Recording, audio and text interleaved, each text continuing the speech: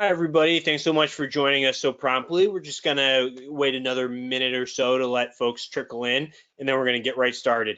Again, thank you so much for joining Richmond Inno's virtual State of Innovation and AI event.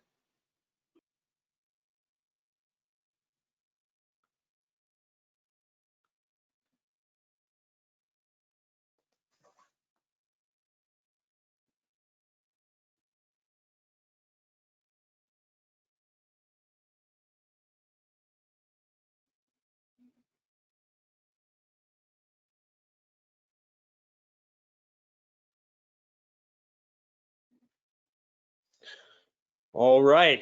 Well, we are getting ready to go. So let's kick it off. We have one of our most full kind of action-packed panels and programs here today. So really excited to run through everything. Welcome again to Richmond Inno's virtual State of Innovation and AI. Today, we're going to explore what's next in this industry, how local Richmond pillars and innovators are currently leveraging technology and transforming and approaching its potential. For anyone unfamiliar with us and what we do, Richmond Inno is part of a growing network of sites. We're currently in 14 markets, and we're committed to covering, connecting, and catalyzing local technology startups, growth, and innovation. We're so glad to have you all here today. We'd love to know, is this anyone's first event? There will be a poll launching in the right. Looking forward to seeing some new and familiar names. So a little background on us. Richmond Inno, we cover the local ecosystem via daily stories, a twice-a-week newsletter, and quarterly events, virtual for now. You can check us out at richmondinno.com, see what we're all about, and sign up for The Beat, which is our twice-a-week newsletter. The Beat is the best way to stay plugged into everything that's impacting and driving and shaping the local innovation economy. In it, you'll get the local tech and startup news you need, analysis you won't find anywhere else, info on upcoming events, and cool job openings, and much, much more, all in a fun conversational manner. The Beat is in Richmond Inno. If you want the daily newsletter in DC or Boston, Chicago, all of our Innos have The Beat. It's the best way to plug into those ecosystems. Before we get started, I'd like to thank our presenting sponsor, Accenture.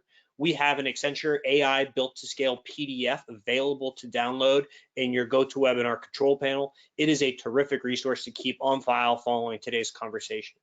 To capture the promise and breadth of AI, today's event is broken into three distinct sections: a showcase featuring 3 local growth stage companies, a keynote presentation, and a terrific panel with 3 industry experts. The showcase will contain quick pitches, displays from local startups and organizations that have either built their entire business model around AI or are harnessing this technology in an innovative way to drive business or customer retention. So we're going to start off with the showcase, and we're going to begin with John Coble with GoGo Band. John? Thanks, Will, and we're really honored and thankful for you allowing us to share our story. There is a deck that's a handout, but we'll also hopefully technology-wise make the pitch deck that we've got work for you as well. But we're pioneering the use of artificial intelligence, machine learning, predictive analytics using data from biometric wearables to cure the #1 chronic health condition in children. And you can forward the next slide.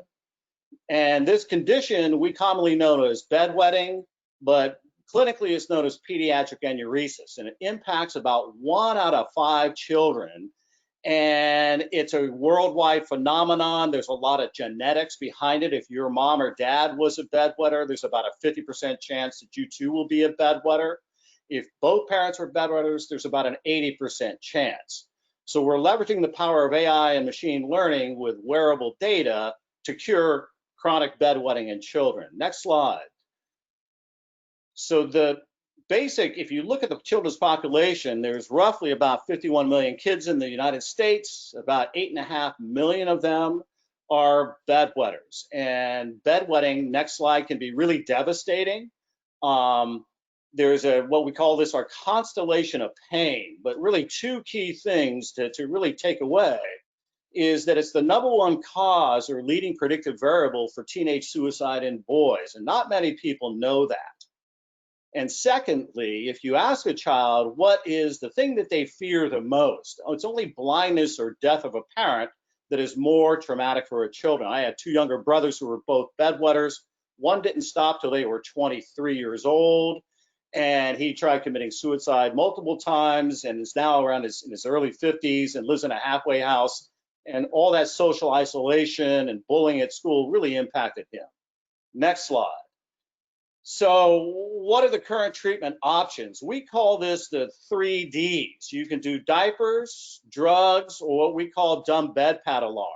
Drugs and diapers really only mask the problem. Drugs help you stop from urinating. It can have a lot of severe side effects.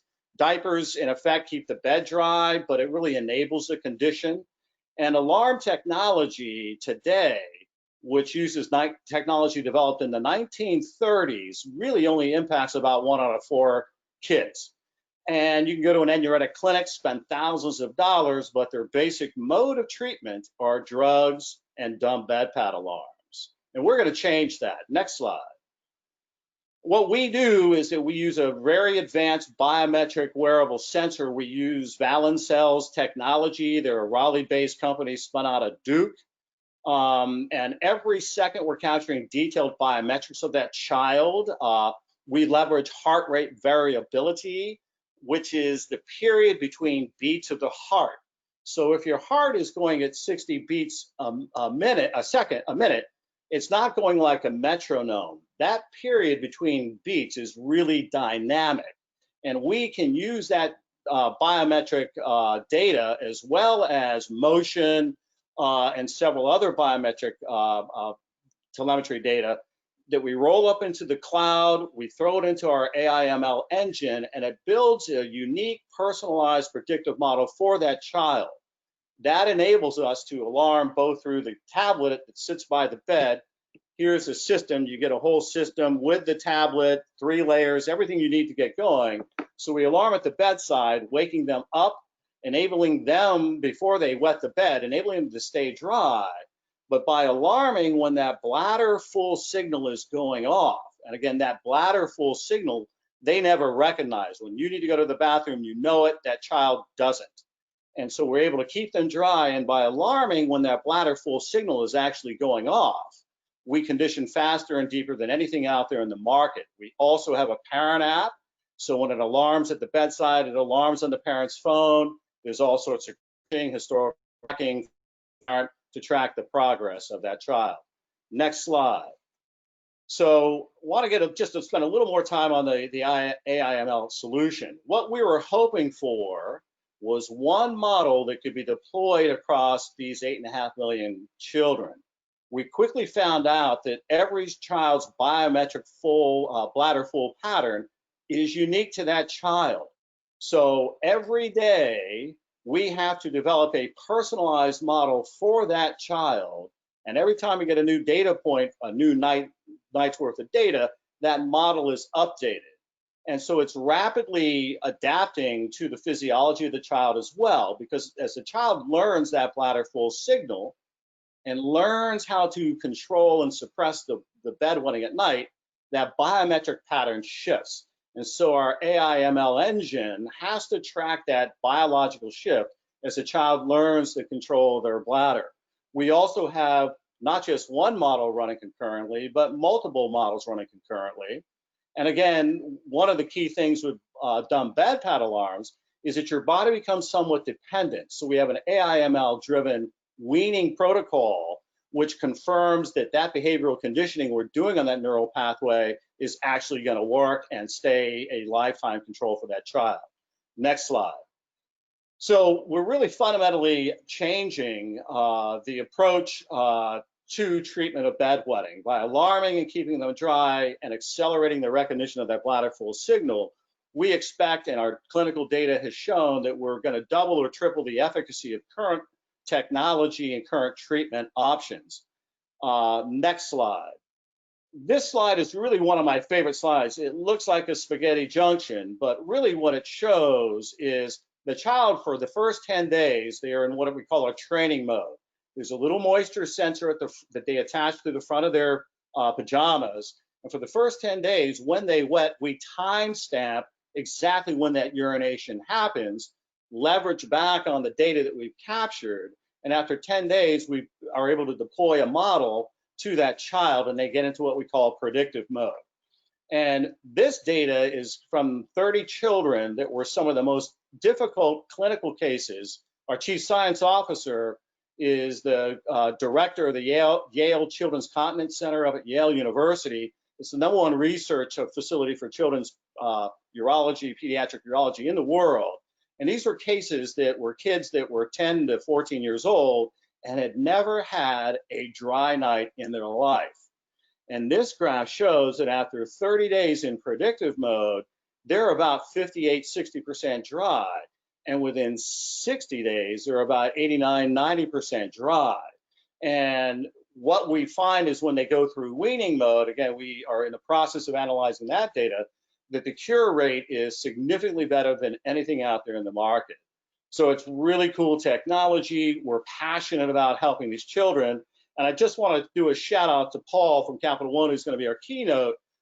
When we were at Lighthouse Labs here in Richmond, Capital One actually gave us 2 data scientists for several months to help us build the predictive models that we currently, it was a version 1, we're now in version 6, but they helped jumpstart our whole AI ML modeling. So shout out to Capital One. Thank you. Thank you so much, John. Really appreciate that presentation. Wanted to jump right to Harold Friends, the co-founder and CEO with Apex Mobile App.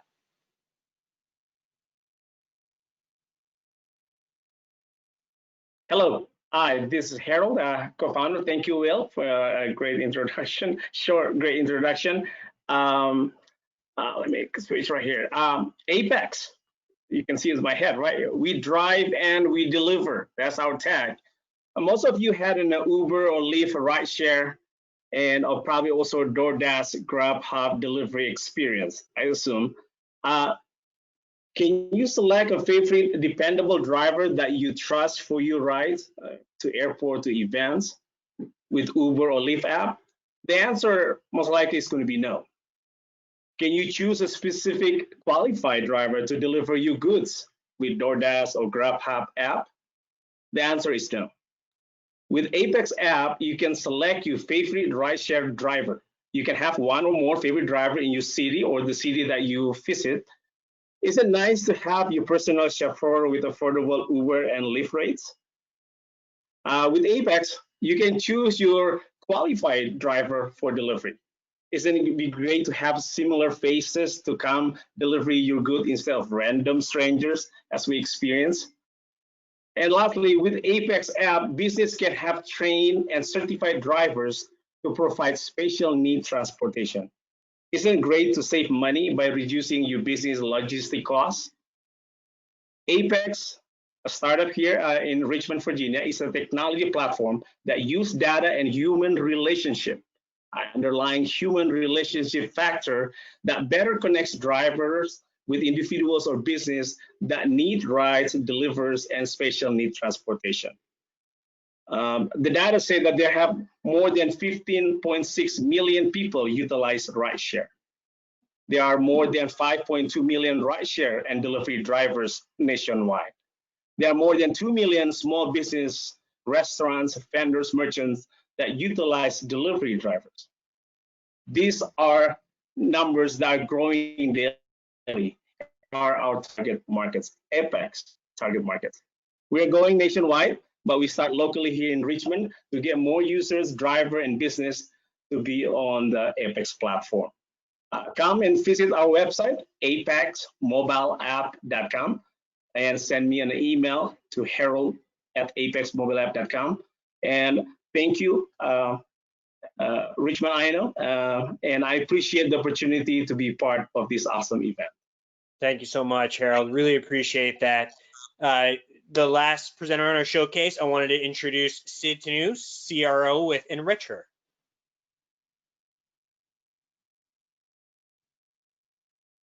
I will. Hi, everyone. Can you hear me?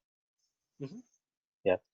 So Enricher is a small business lending for women and minority business owned. So we saw the problem where there are half of the business out there is owned by women and minority, but very few of the funding actually goes to them. Like if less than 20% of funding goes to women business, and if we look at the VC dollar, it's even less. It's only like 2%. It has increased from like 1.2 to 2%, but it's a big jump, but it's still way below than the 40 or 50%, what the ideal number if proportionally. Regarding AI, we're still early. We're still collecting data, but we love to use it for our underwriting and customer service. And then we are actually also the first debt crowdfunding SEC FINRA approved debt crowdfunding website after the Job Act. And we quickly learned that being the first is not necessarily a good thing. We found out a lot of hurdles, and we found out that the compliance and regulatory hurdles is really high for the companies that want to raise the crowdfunding.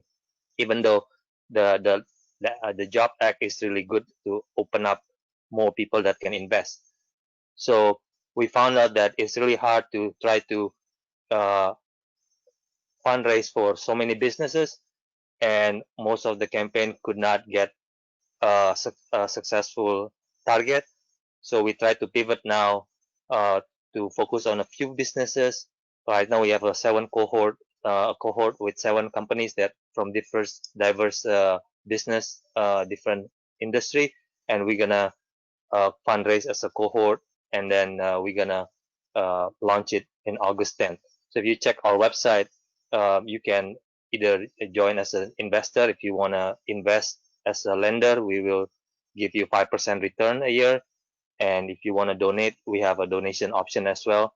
And if you want to invest equity, we have that option as well. And if you know a women-owned organization that are positive revenue and profitable and want to apply for funding, you can also apply to our website. Thank you. Thank you so much, Sid. So that that concludes the showcase segment of our event. Great to see some new attendees jump on during that. So that was healthcare med growth stage company, logistics and on-demand company, and a financial services, all using the technology. So we wanted to kind of curate this collection of local companies, all leveraging AI within different industries as a lead-in to our keynote. Who are really excited to kick it to Paul Herlocker, the VP Capital One Center for Machine Learning, who's going to be giving today's keynote address. Really excited for this. Paul, take it away. Thanks, Will. Much appreciated. And it's great to hear about all these local Richmond companies. Let me go ahead and share my screen real quick. Looks like you guys can see it there. Let's see. Okay. All right. So I want to get started and talk a little bit about what's going on in AI. First, I'll give you a little bit of my background. I've lived most of my life in the Southeast, currently in Richmond, Virginia. Have been there for I think 18 years or so. I have a couple kids that are both college age, and I live with my wife and our favorite child, our dog.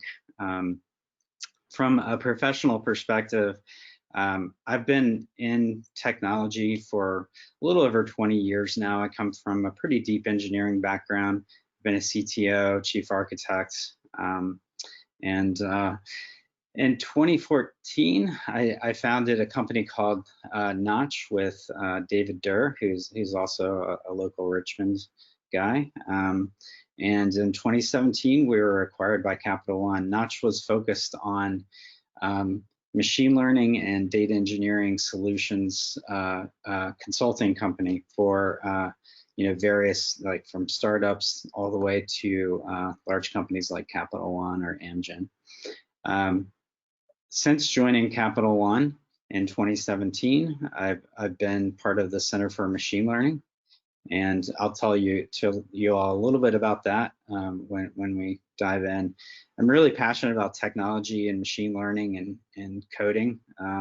It's still something that I'm excited by after all these years, and kind of my interests are we love to travel and love music, go to a lot of music festivals and live shows, and of course focus a lot on my family. So let's dive in.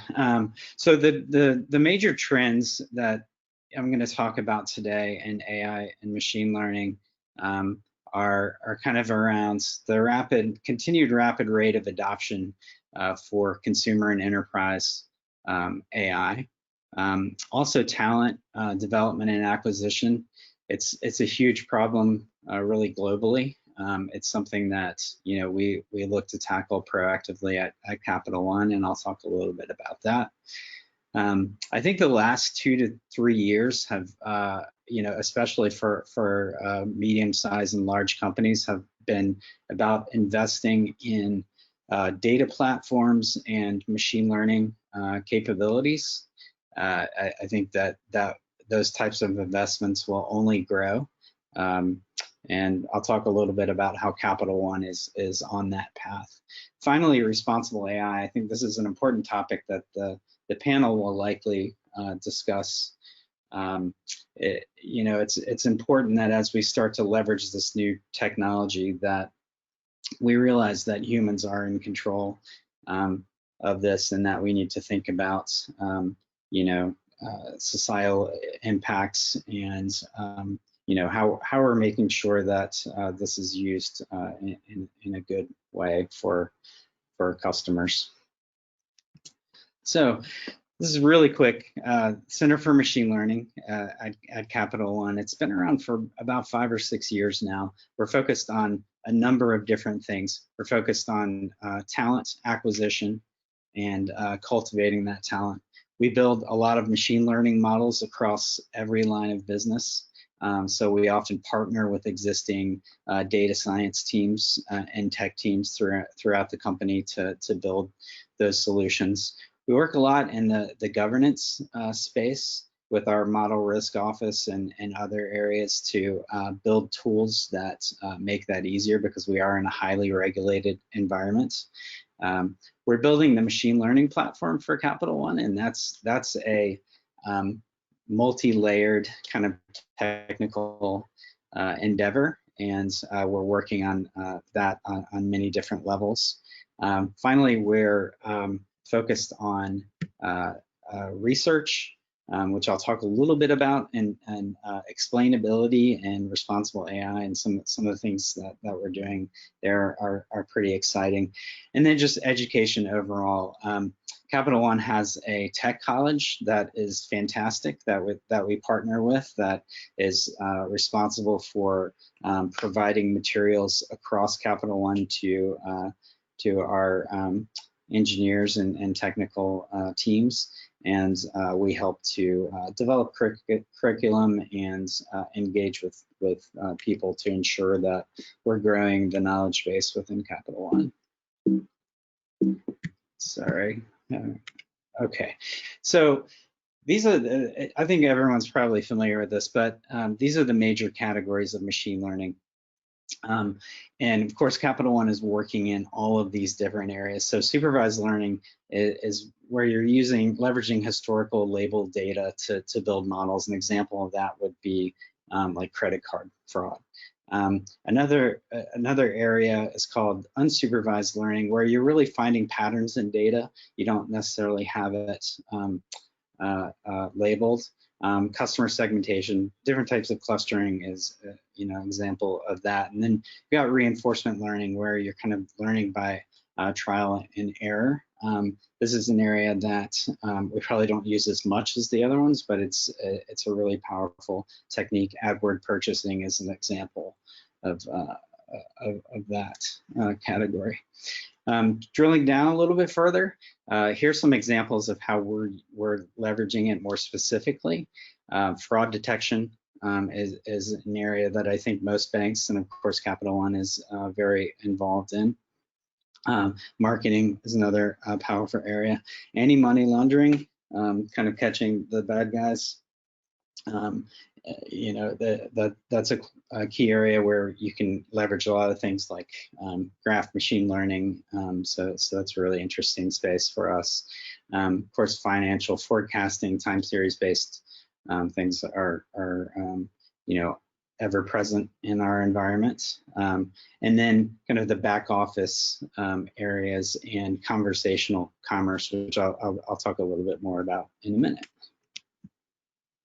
So a lot of people may have heard of Inno. That's Capital One's chatbot. And the interesting think about this tool is, it's another means of communicating with our customers, and we're really focused on building a solution that makes the customer experience better and allows them to engage with us in a little bit more fluid way, in an automated fashion versus needing to necessarily call someone. Of course, that's always an option. The interesting challenge in this is that there's so many ways. I can't remember the exact number, but there's over 100 ways for someone to ask for their balance. So we're really focused on building up capabilities around, really understanding this domain. So it's very specific, whereas something like Alexa may be more gauged to kind of broader communication style. Another example is we're using convolutional neural networks for spotting cars. So Capital One has a solution called Auto Navigator, where you can take a picture of a car. It'll identify the make, model, and year of the car and dealerships that are selling that car. It's a really cool solution that I think is a unique way of engaging with our customers. So that's kind of an overview of the kind of broader kind of view in terms of how we're engaging with customers. I want to shift over to talent now. And I'll just touch on some things briefly here. It is, I think, hugely important that we build talent pipelines that go into, or even our K through 12 systems to make sure that we're building or creating opportunities for young people to get into this field. So it's just so critical, and it's a passion of mine. The way that we think about talent is on a spectrum in this space. So we've got kind of what we would think of as machine learning engineers that have a mix of software engineering skill sets and machine learning modeling skills.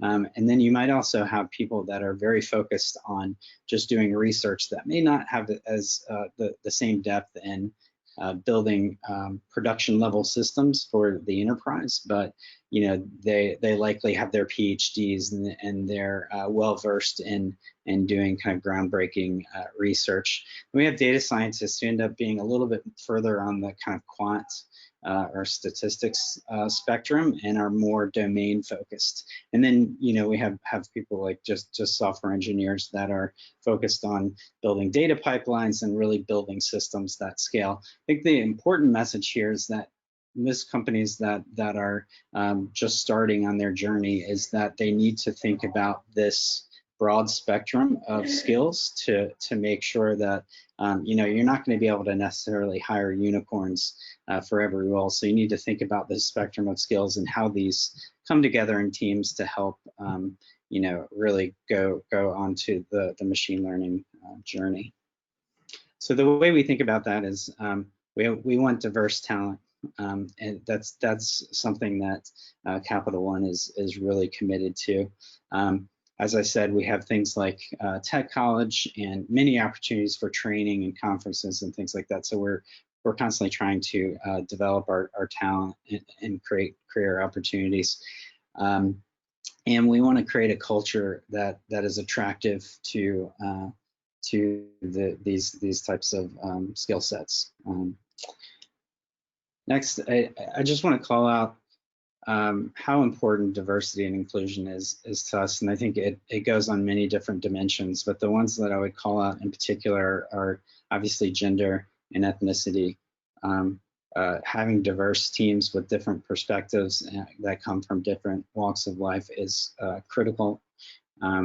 Having diverse skill sets. So we'll often look at, for example, STEM backgrounds, people with physics backgrounds or other things like that, or math backgrounds that don't necessarily have the engineering side of things, because they can bring a different perspective and skill set. So we try to stay fairly open-minded when it comes to that, and we don't constrain ourselves to the financial services industry. So again, I think that those are the types of things that companies need to do to cast a wide net and build, a high-performing team.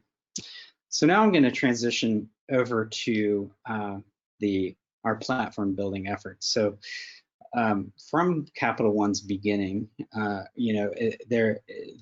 kind of value prop or proposition that Capital One has that we could leverage data in a smarter way to extend credit to people. So that is in the DNA of Capital One, and we've been doing data science and machine learning for many years. But as everyone knows, in the last 5, 6, 7 years, there's the advent of the cloud, which and the cheaper storage and cheaper compute, along with advancements in machine learning algorithms, have opened up a new class of capabilities that Capital One has been preparing for.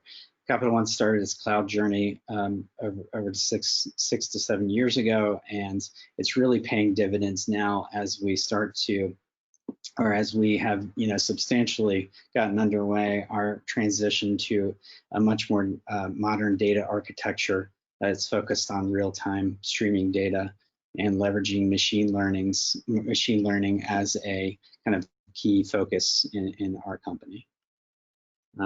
So how do we do that? We think about it in a few different ways. So we look at the bottom of the stack and think about the platforms that we need to build.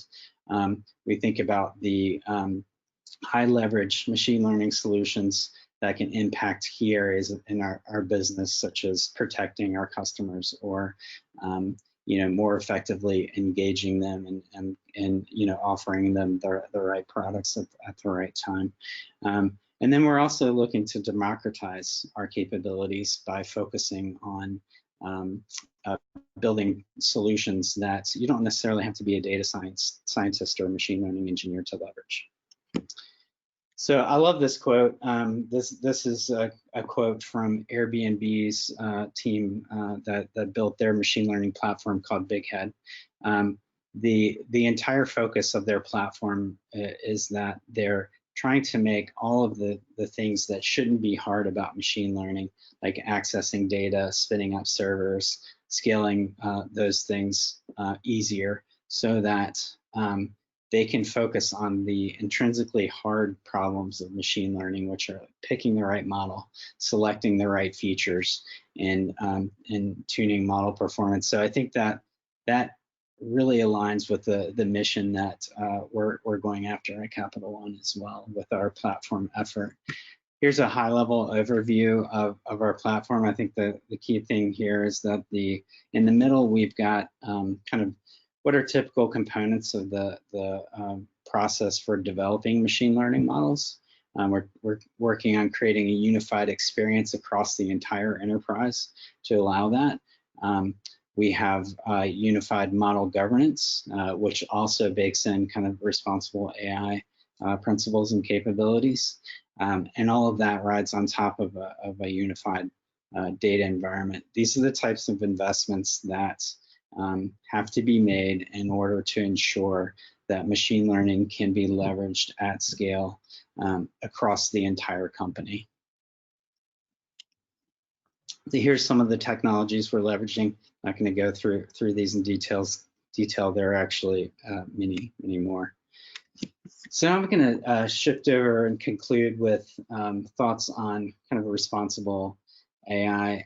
As everyone knows, the promise of machine learning is, often off the charts and sometimes exaggerated, but there are truly, great possibilities, and the rate of growth and change in the space is just phenomenal. And I think I'm excited by a lot that's going on, but we can't let this kind of go unfettered, right?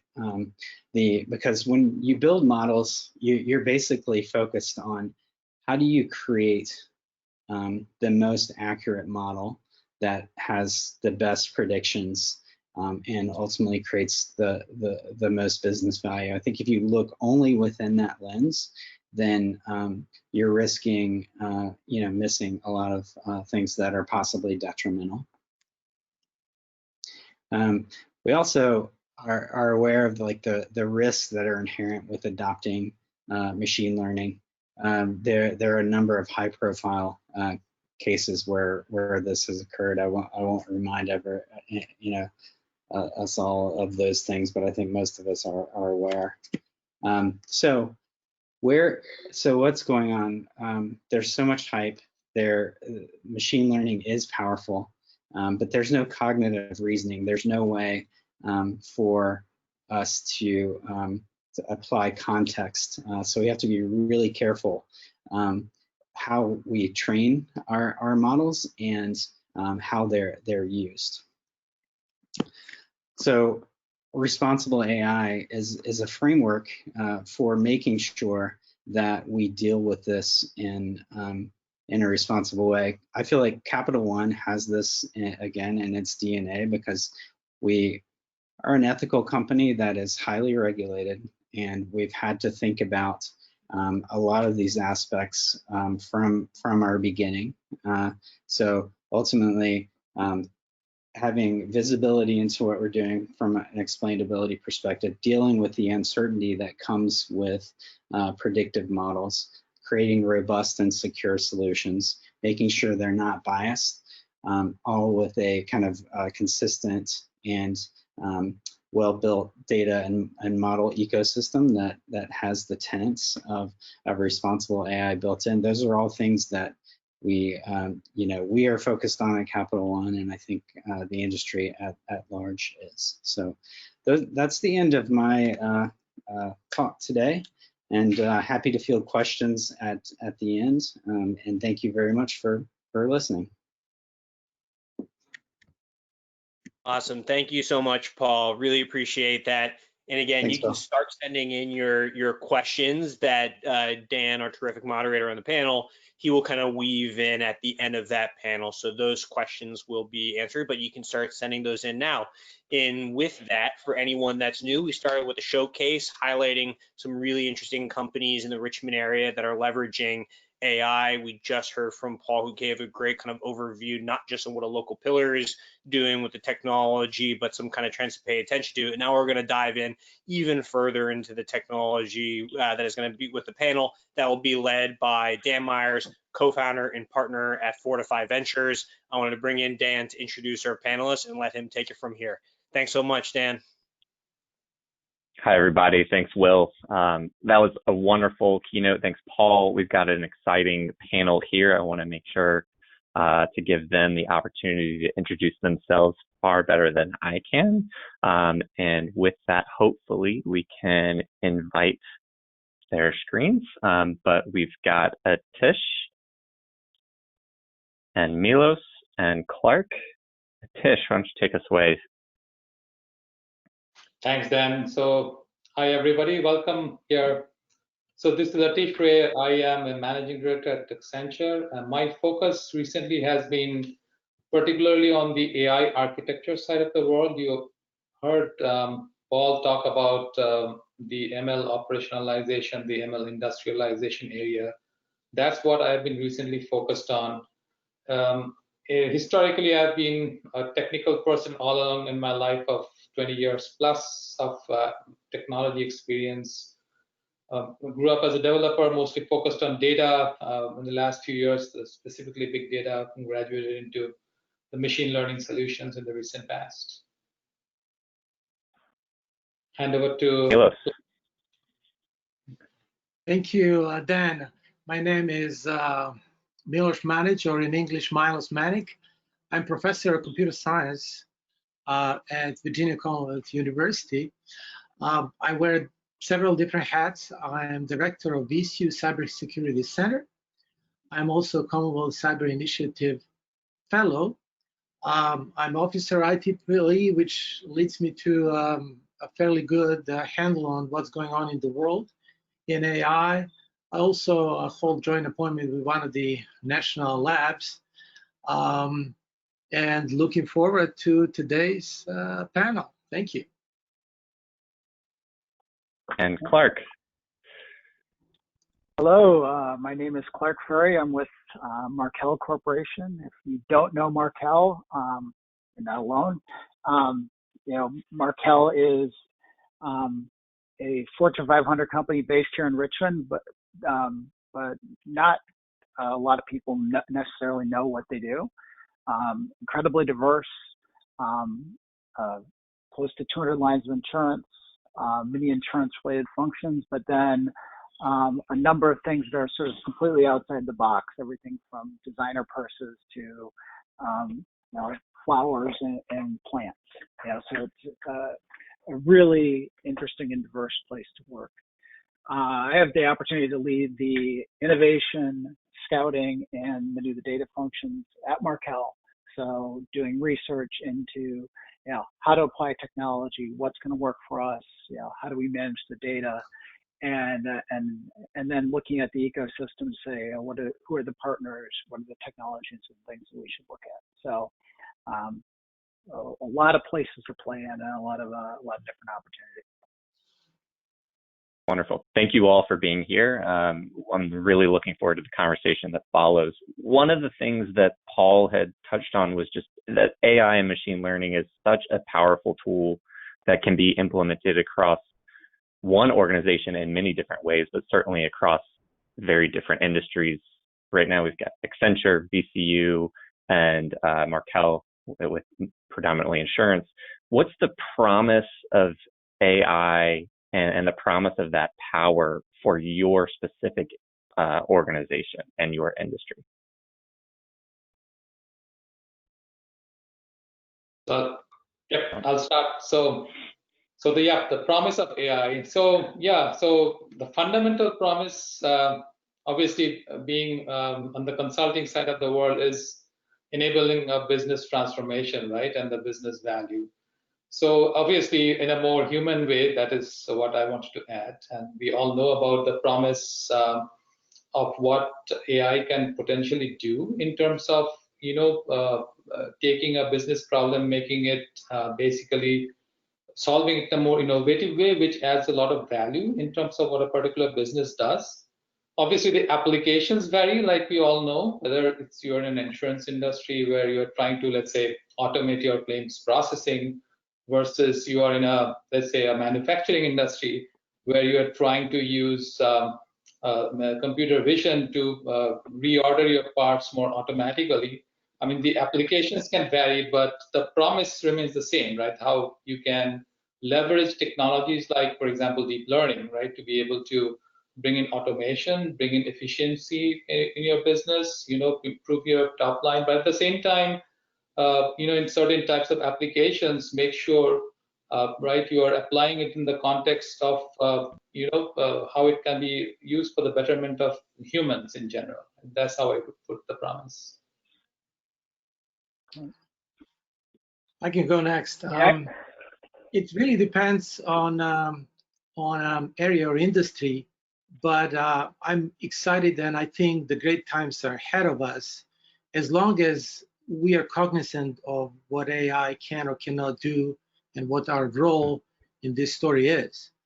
From my research, working with Department of Energy and Homeland Security, we're looking at deploying AI machine learning in making our future safer, energy more available and secure. When it comes to health, we're looking at knowing more, being able to predict more and react earlier.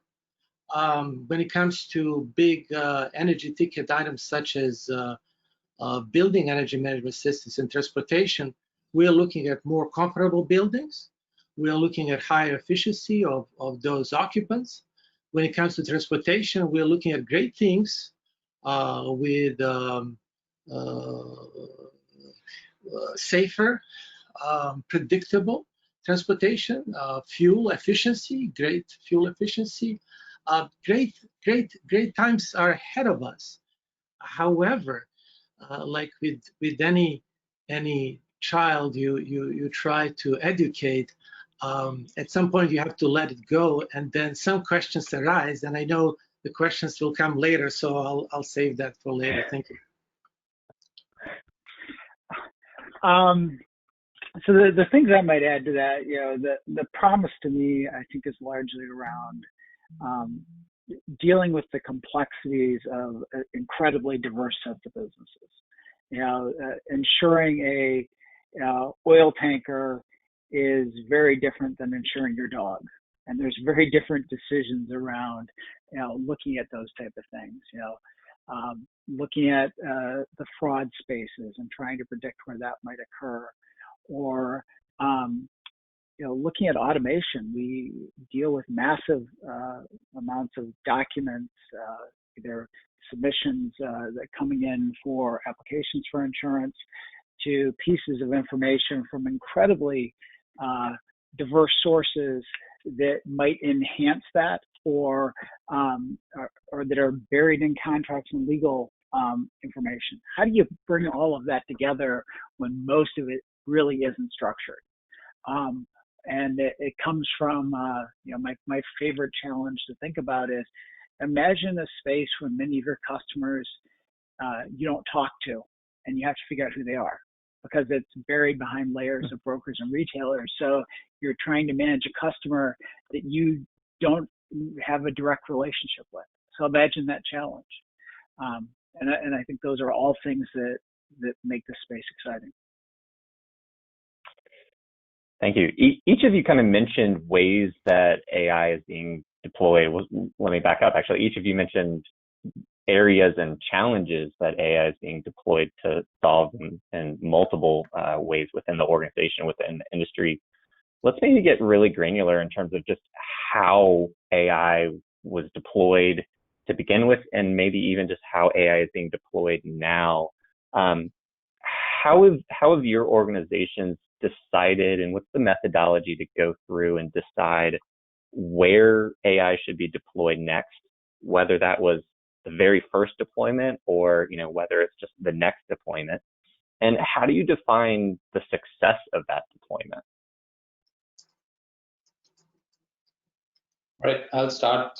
So to me, I think it's ultimately the value that it brings, right? So it's as we see it as it's driven by a framework where you can basically associate a value that it brings. I can understand the importance or the value of experimentation. We have been doing a lot of experimentation, really, right? But I think now we are at a very mature state where we see most of the organizations are trying to associate a value that it will provide, right? So yeah, experiments have value, but now we're at a point where we're looking at, what is it exactly we are getting out of it, and at what scale, right? And at what capacity, and what's the extent of the impact, and how do you measure it, right? I mean, there are a lot of interesting problems, right, in all the industries, but if you look at from a business perspective, which ones do you pick, right? I mean, so that's where I think a value-based framework is typically where at least we will be starting with, right, to make sure you can, get as close to what I would call as the realized value of AI measured against the promised value of AI, right? Like we all talked about the promises, and that's where we would typically start, right? And in terms of, sorry, the second part of the question, Dan, was really about how do you go how you about define success. Correct, yeah. So basically, again, it's very hard to associate. For example, I know with a lot of our clients that we work with, we try to sometimes associate a dollar amount, right, which is sometimes very difficult to associate as a kind of a value realized.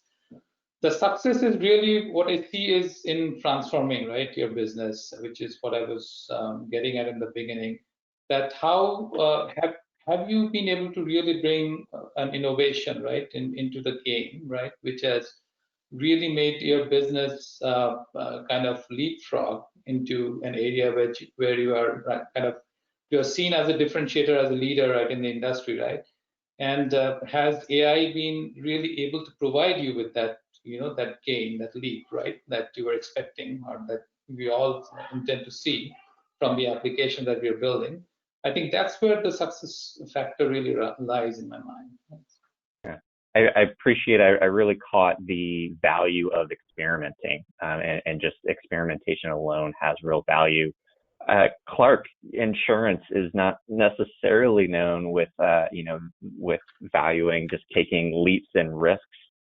Can you maybe talk about from your company's perspective around how you all decided to deploy AI, how you got the buy-in to do so, and then how you all defined success?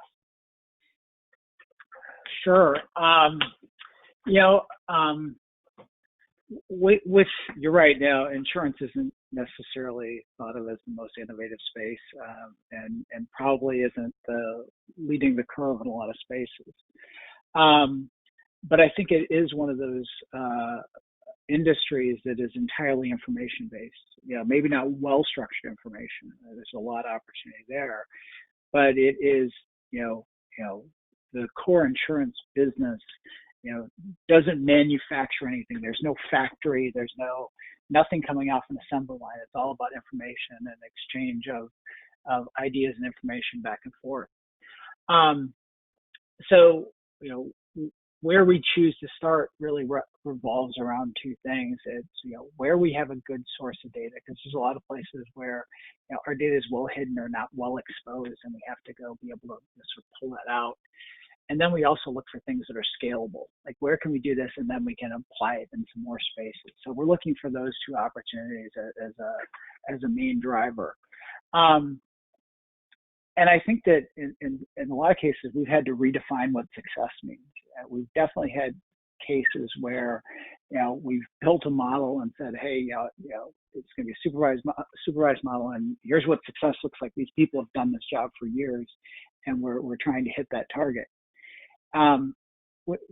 Imagine you hit the target though, and in cases you realize that some of the people weren't doing it right. So you've trained it to still do it the old way, when it's time to start taking a fresh approach and saying, okay, we need to improve on this. So maybe our target isn't what we thought it was, and we're really starting to take a hard look at those type of things now. Like, the target is a different answer than we come up today, but a better answer. And steering toward those things is, it's better accuracy than today. It's more complete, and it's a different approach. So it's the success is not today. Success is today plus 50%. Yeah, appreciate that. Milos, one of the things I just caught from Clark and Paul really hit it as well was just bias that's built in. Humans, we're inherently biased, and that bias gets built into AI and machine learning. We're not? Oh, okay, all right. I think that bias plays a lot of ways, and Clark, you really hit on one that I think is fascinating, is just the bias of, well, this is the process that we've always used. This has to be, the best process or the right process, not thinking, we're not experimenting to see that there are other ways to do it. Milos, can you talk just a little bit about bias in AI and how do we mitigate against that as well? Yes. Yes, I'd like to also address your questions on how you apply and evaluate success. On bias, this is excellent question. When it comes to humans, there's a lot of theories in psychology, human factors that deal with this. When it comes to implementing algorithms, there's two phases where we need to distinguish how we insert bias. In the old times of the old machine learning algorithms, the humans were encoding the algorithm and the whole behavior. And that time is gone, never to be back, because we did one wonderful thing. We made algorithms alive. They can learn on their own. And now the question is, how will they handle their own bias? So in the beginning, we will encode capability of the algorithm to capture that bias. And how will it capture that bias? Well, either erroneously by the coder, who will erroneously still implement some things, even though not noticing. Some good examples are in all good algorithms on clustering, where people call them unsupervised, and then they embed a couple of variables and choose values for those. The moment you do that, you have biased the process. But now the real question is, now that you have trained algorithm and allowed it to learn and make decisions, how do you ensure that that bias is at least under some control? And the point here is you're letting the algorithm watch the world. In autonomous vehicle, it will get through sensors what's going on around. How will it interpret that? So if you feed the data that has implicit bias in it, the algorithm is actually successful when catching that because it's learning from data. The problem was, were you aware what was in the data? And this is not a simple problem at all. We're talking about complex problems with thousands of variables, right? I'll go back a little bit to how do you introduce AI? When I started working with government a good 15 years ago, I got questioned, what is this neural network algorithm? What do you do with it, right? Only to have a few years after them say, hey, can you try this with those neural networks, right? So there's inherent hesitance because you don't know what it does. So now how do you understand and trust it? However, we are way past that point, and in critical applications, we do have AI, and now we have to deal with all these things relative to trustworthy AI. By the way, AI machine learning of some sorts has been in mission critical infrastructures for decades. Popular airplanes that we used to sit on regularly, like from Boeing 777, had all kinds of things implemented there, right? Drive by AI is now in pretty much every vehicle. That AI is taking our decisions and evaluating whether they're right or wrong and how to extend, and then adjusting what we do. That's a good thing as long as AI is doing the right thing for the right reasons. I want to build off of that. As we talk about the industry continue to grow in terms of the applications of AI, we've got an interesting panel here. We've got the academic side, we've got the corporate side. When we talk about talent, I think specifically when we look at Richmond as a local market, talk to me about maybe the academic perspective of training for the skill gap that we hear a lot about on the corporate side. And then Atish and Clark, I'd love to hear about your hiring processes and maybe how they've changed or adapted as you all look to implement more AI. Start Milos. We'll go in reverse order. Actually, I would suggest that Atish and Clark talk about the needs, and then I will say what we do. Great. So, Yeah, go ahead, Clark.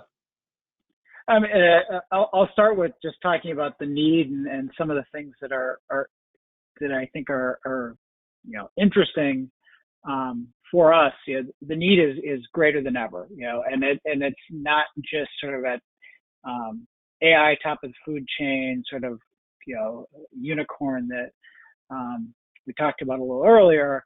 It's every level of technical skill is becoming more and more important. So engineers to manipulate data, write software. It's to me, it's almost becoming a required skill for close to everybody. Or at least the ability to use it. And I see more and more like the people who are most effective can do an analyst job, can write some SQL, can pull their own answer. So you look at it across the board, and that the bar is just rising rapidly for all of these things. And we see that even now. I mean, even with sort of the current model, our current environment, people are still being hired. The headhunters are still knocking on your door.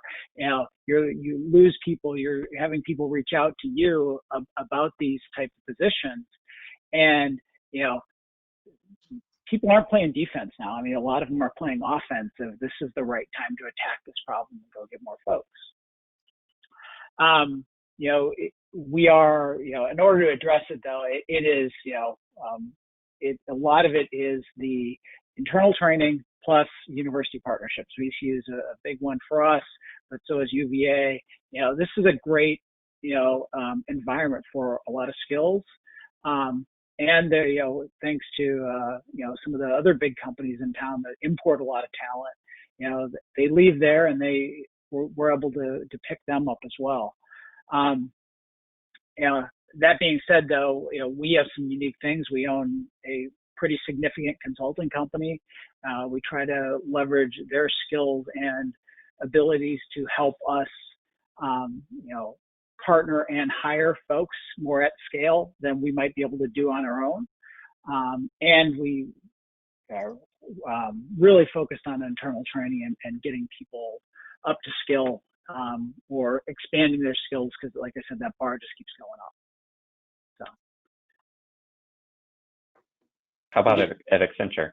Yeah, so it's interesting to see how the skills needs evolve as the AI matures, right? For example, when we started with the initial days of AI, it was more about data and data science, right? So there was data engineering skills and data science skills. So as we evolved and we focused on certain types of business problems, like wherever, personalization or pricing in certain industries, right? And we see, obviously, not only the data engineering, data science skills, couple that with industry skills, right? So a pure data scientist versus a data scientist who understands, let's say, insurance data and the applicability to be able to, do the feature manage, development correctly, whatever those needs are, right? So, and then as we are evolving more, as we are getting more quote unquote industrialized, and we are getting into a stage where organizations are thinking about deploying, let's say, these data and machine learning platforms on top of which you can run your business functions, you can fail fast, you can scale. So this having this ML, I think Paul talked about that, the ML engineering skills and the software engineering skills, or even the full stack AI architecture skills to be able to build and deploy and operate these applications, or AI enabled applications, to be more specific here, is becoming more and more important now, right? And those skills are in high demand, as we see. Like, for example, the ML engineer one, let's talk about that, the whole nature of how you would manage a model, how you would manage your features, how you would package and productize your data science, right? And how you would embed that in an application which will be deployed with thousands of users. Obviously, certain high-tech companies have taken it to the extreme, right? But not everyone is at that stage. So we see the demand coming in those areas too, right? So it's interesting. It's evolving from the data engineering, data science to industry skills to more full stack architects to ML engineers. That's kind of the evolution we see in terms of skills. And obviously, from the Accenture side of the world, we are we work with a lot of academic institutions to be able to bring in those nature of skills. We have the joint programs that we run, right, and train people internally and externally. Obviously, we invest a lot internally to build our own skills. We are in the same boat, right? As technologies evolve, the problems, the scales of the problems evolve, obviously, and the market. Obviously, there is a shortage, right? I mean, there is definitely, we don't find people, right, who would like to have it. So it's still a long way to go to be able to scale and leverage these skills. Let's how about from the academic and student side? What are you seeing on the pipeline development? Let me preface what I want to say that Atish, Clark, you're welcome every day to come and talk. Right now we are Zoom, but in future, hopefully in person. What do we do? Well, computer science department offers specializations in data science, also cybersecurity, software engineering. We offer graded certificates in data science, cybersecurity. We offer post-bac certificate in computer science, including topics such as data science or cybersecurity. What do? We constantly are enriching offerings of electives. Those are the courses that students have a chance to take at the end of their undergrad studies. We are constantly introducing new graduate courses I'm teaching deep learning every spring. We're introducing new courses on image recognition and so on. This is a fast-paced world. And I'll tell you from my experience, I ask my student every year, so the assignments, homework assignments we had last year, should we change something? What should we add? And I have best students in the world, by the way. So Daniel, one of my best students in the world, says we have to scrap everything because what we were doing last time, none of that is popular anymore. There's a whole set of new tools. I said, Daniel, it's been only 6 months. How come? He says, yeah. Forget about that. We'll switch to this.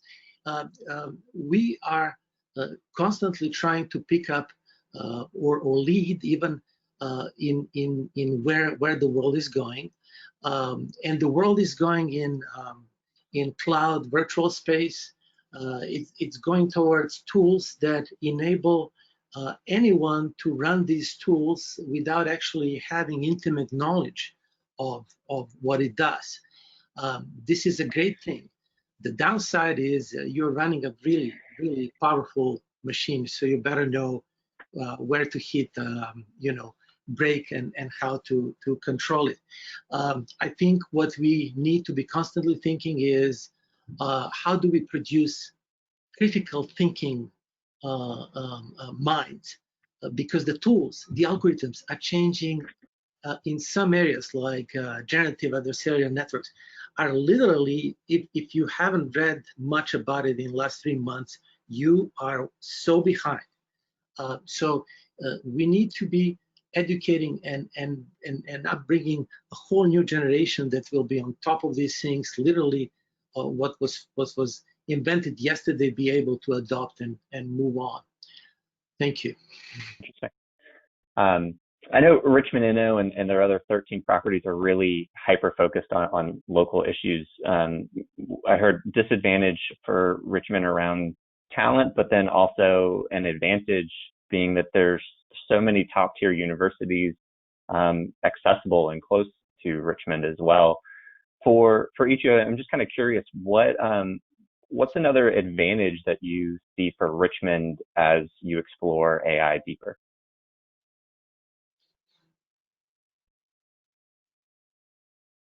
I mean, the one I did throw out is, we do have some pretty significant companies here that spend a lot of money bringing talent in.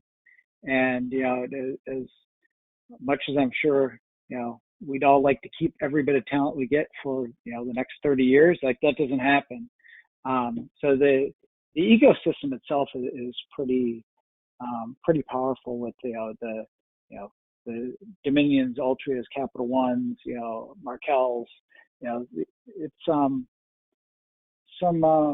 big players in the space, and it's nice to have that.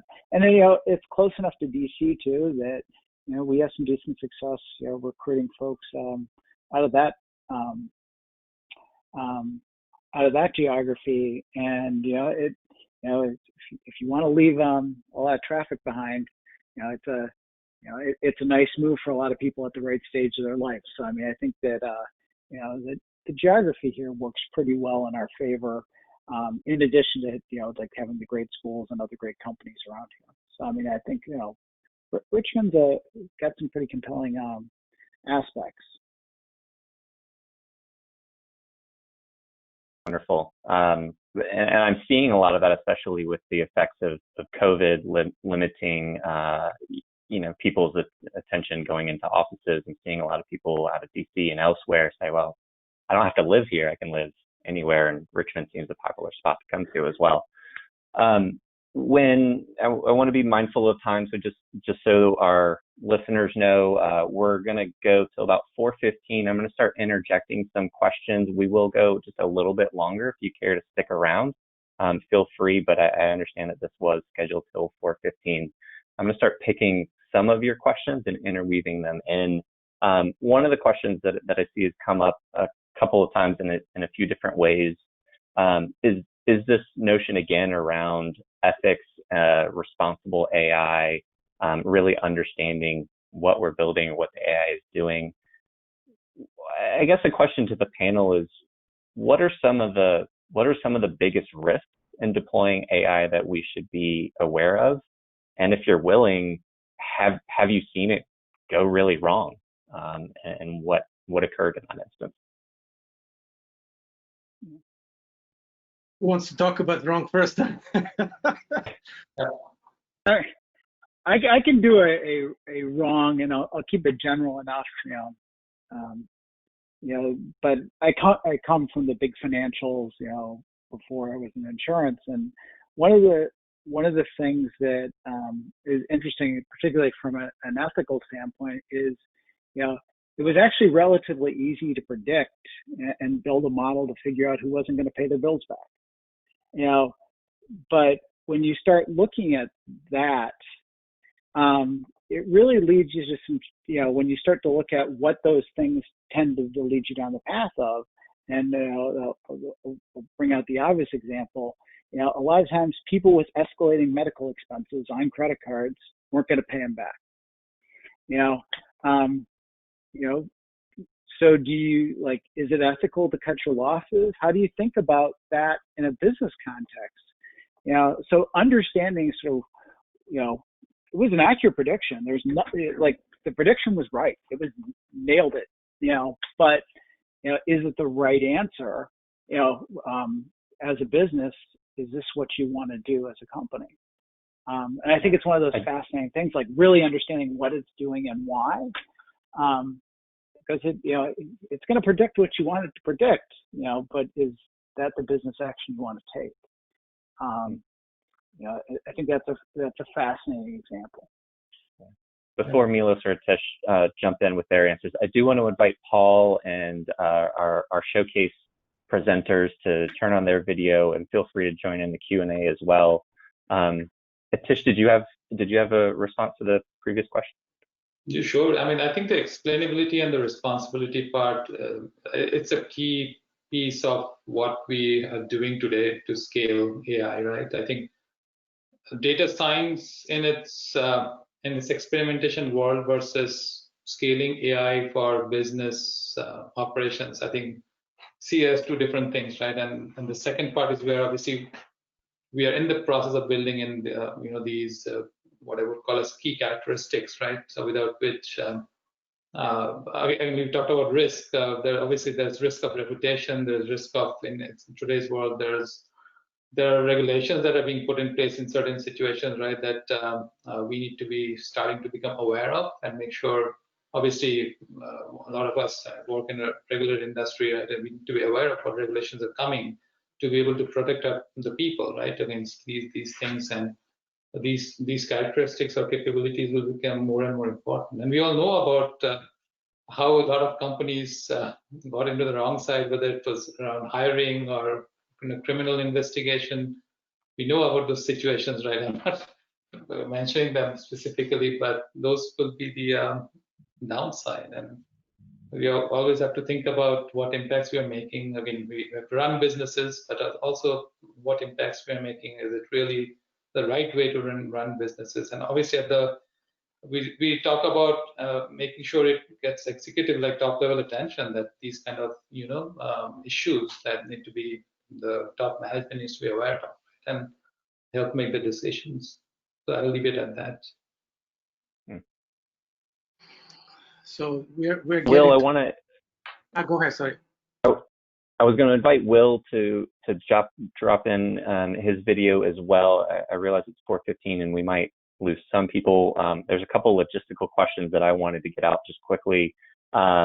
Is this being recorded? Will it be shared? And will slides be made available to people as well?